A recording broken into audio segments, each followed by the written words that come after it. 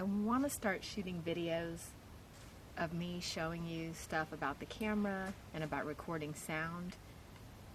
But first, I want to cover one more topic. I think that a big obstacle for a lot of people is that they're concerned that they'll make something that turns out bad.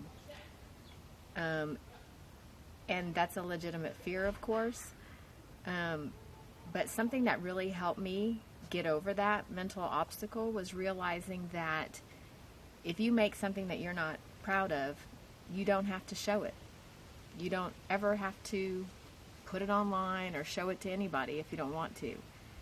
And furthermore, you can keep shooting until you've got something that you like. The great thing about shooting my way, the way that I've been shooting lately without a crew, is that you're spending barely any money, and so you can afford to just keep getting scenes, like just keep shooting new scenes and add it to what you've got and see if you don't start liking what you have. And I think that's exciting.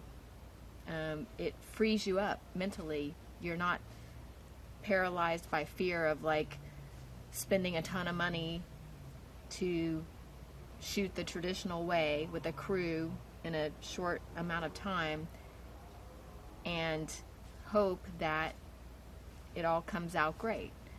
I think shooting solo for a very low budget is just really liberating, and that's just one of the reasons why, is because you can keep getting new stuff and keep shaping what you've got until you like it.